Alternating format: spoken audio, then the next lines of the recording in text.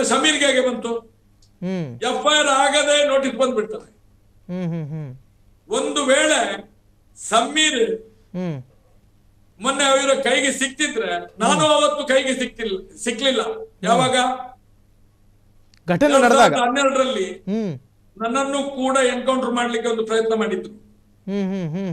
ಅದೇ ರೀತಿ ಸಮೀರ್ ಕೂಡ ಮೊನ್ನೆ ಸಿಕ್ಕಿದ್ರೆ ಮಟಾಶ್.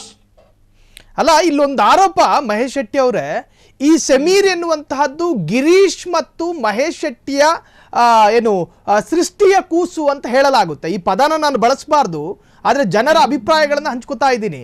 ಮಹೇಶ್ ಶೆಟ್ಟಿ ಮತ್ತು ಗಿರೀಶ್ ಅವರ ಸೃಷ್ಟಿಯ ಕೂಸು ಈ ಸಮೀರ್, ನೀವೇ ಸೃಷ್ಟಿ ಮಾಡಿದ್ರಿ ಅಂತ ಹೇಳಲಾಗುತ್ತೆ, ಆರೋಪ. ನೋಡಿ, ಈಗಂತೂ ಮೀಡಿಯಾ ಮತ್ತು ಈ ಕಂಪ್ಯೂಟರ್ ಯುಗ ಇದೆ. ಯಾರನ್ನು ಬೇಕಾದ್ರೂ ಎಲ್ಲಿಂದ ಹುಡುಕಿ ತೆಗಿಬಹುದು.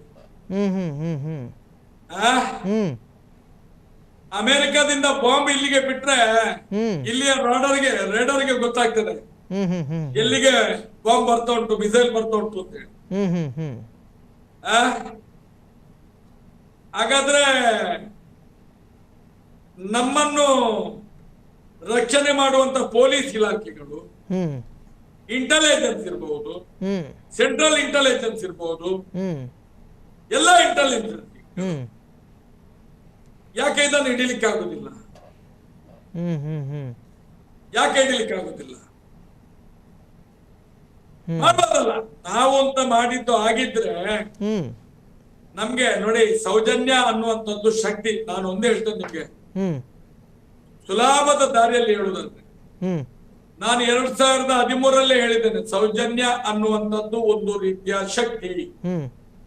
ಆ ಶಕ್ತಿಗೆ ನ್ಯಾಯ ಸಿಗದೆ ಅತ್ಯಾಚಾರಿಗಳು ಗಲ್ಲಿಗೆ ಏರಿಸದೆ ಅವಳ ಆತ್ಮ ಪ್ರೇತಾತ್ಮ ಖಂಡಿತ ವಿರಾಮ ಮಾಡುವುದಿಲ್ಲ. ಇವತ್ತು ಸಮೀರ್, ಅವತ್ತು ಮಹೇಶ್ ಶೆಟ್ಟಿ ಕಿಮರೋಡಿ, ಎರಡನೇ ಹೋರಾಟದಲ್ಲಿ ಮಟ್ಟಣ್ಣವರು ಇರ್ಬೋದು, ತಮ್ಮಣ್ಣ ಇರ್ಬೋದು, ಪ್ರಸನ್ನ ರವಿ ಇರ್ಬೋದು, ಬೇರೆ ಬೇರೆ ರೀತಿಯ ಹೋರಾಟಗಾರರು ಬಂದಿದ್ದಾರೆ. ಜಯಂತ್ ಟಿ ಇರ್ಬೋದು, ಎಲ್ಲಾ ರೀತಿಯಲ್ಲಿ ಒಂದಷ್ಟು ಲೀಡರ್ಸ್ ಗಳು ಬಂದಿದ್ದಾರೆ. ಎಲ್ಲಿಂದ ಬಂದ? ನಾನು ಯಾರನ್ನು ಕರೀಲಿಲ್ಲ, ಅವರಾಗೆ ಬರುವಂತ. ನಾವು ನಿಮ್ಮ ಹೋರಾಟದಲ್ಲಿ ಭಾಗಿಯಾಗ್ತೇವೆ. ಈಗ ಸಮೀರ್ ಯಾರು ಅಂತ ಗೊತ್ತಿಲ್ಲ ನಮ್ಗೆ.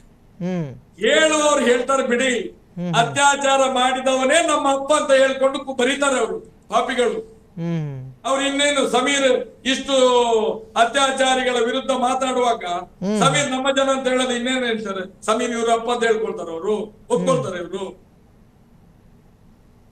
ಒಪ್ಕೊಳ್ತಿಲ್ಲ ಇವರು, ಪಾಪಿಗಳು. ಇನ್ನೊಂದು ಪೂರ್ತಿ 13 ವರ್ಷದ ಚಿತ್ರಣದಲ್ಲಿ ನೀವು ನೋಡಿದ್ರೆ ಇದೆಲ್ಲ ಪೇಮೆಂಟ್ ಗಿರಾಕಿಗಳು. ನಾವು ಇವತ್ತು ಇಷ್ಟು ಹೋರಾಟವನ್ನು, 1000 ಹೋರಾಟ ಆಗಿರ್ಬೋದು, ಹಳ್ಳಿಯಿಂದ ಡೆಲ್ಲಿ ತನಕ, ಯಾರನ್ನೊಂದು 100 ರೂಪಾಯಿ ಕೊಟ್ಟು ಖರ್ಚಿಗೆ ಬಾ ಅಂತೇಳಿ ಹೋರಾಟಕ್ಕೆ ಕರೆದಿಲ್ಲ. ಡೆಲ್ಲಿ ತನಕ ಹೋಗುವಾಗಲೂ ಕೂಡ ಟ್ರೈನ್ ನ ಟಿಕೆಟ್ ಅವರವರೇ ಮಾಡ್ಕೊಂಡು ಬಂದದ್ದು. ಇಲ್ಲಿ ಬಿಡಿ, ಮಹೇಶ್ ಶೆಟ್ಟಿ ಅವರೇ, ಮನೆಗೆ ಬಂದ್ರೆ 1 ಗ್ಲಾಸ್ ಚಾ ಕೊಡ್ತೇನೆ ನಾನು, ಮಹೇಶ್ ಶೆಟ್ಟಿ ಅವರೇ, 1 ಗ್ಲಾಸ್ ನೀರು ಕೊಡ್ತೇನೆ ನಾನು. ಅದು ಬಿಟ್ಟು ನೀವು ಹೋರಾಟಕ್ಕೆ ಬನ್ನಿ ಅಂತ ಹೇಳಿ ತಿಂಡಿ ತಿನಸು ಊಟ ಗಾಡಿ